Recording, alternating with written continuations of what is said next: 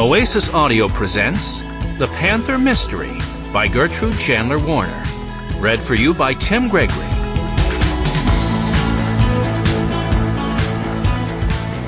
Chapter 1. The Pink Hotel.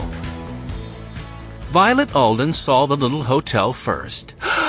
It's so pretty, like a sunset.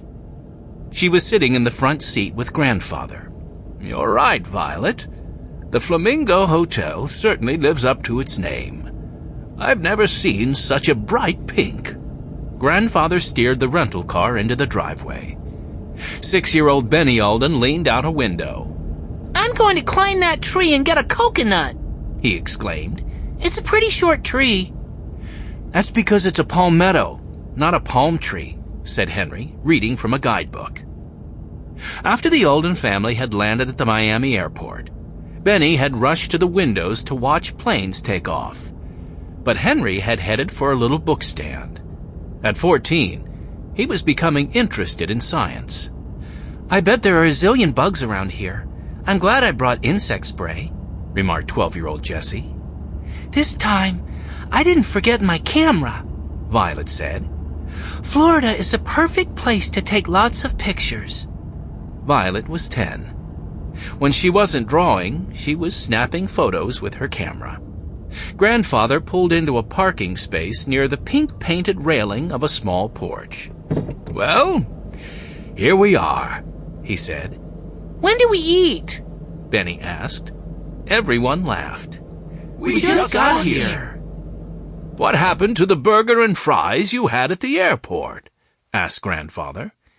That was a long time ago, Benny said. Yeah, said Henry, like about 30 minutes ago. With Jessie's help, he began dragging luggage from the trunk. It seems hard to believe we're still in the United States, Jessie commented.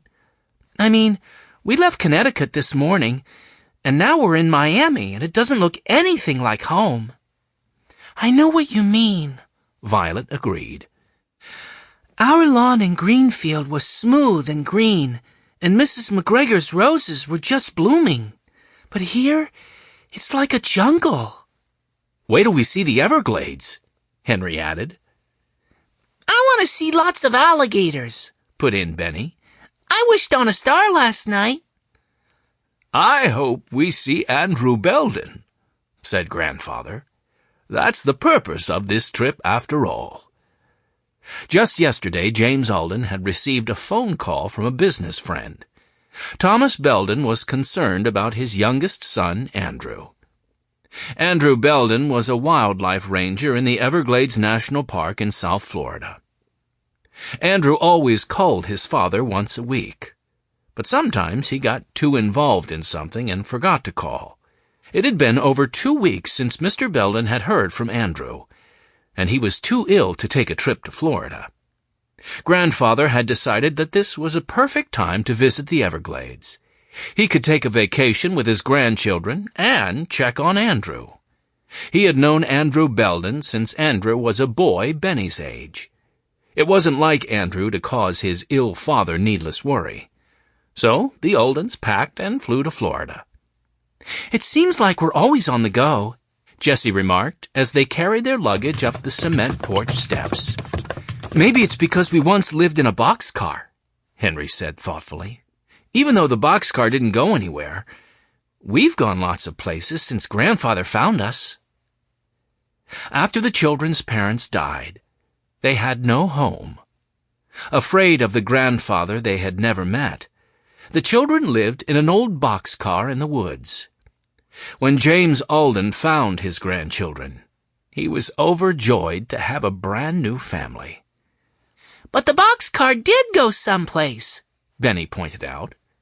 That's right, said Violet. Grandfather had our old boxcar brought to his backyard so we can play in it. The screen door opened, and a small dark-haired woman held it open for them, smiling. You must be the Aldens. I'm Mrs. Ethel Johnson. Welcome to the Sunshine State. They all filed into the cool hallway and set the luggage down. Grandfather went over. Sample complete. Ready to continue?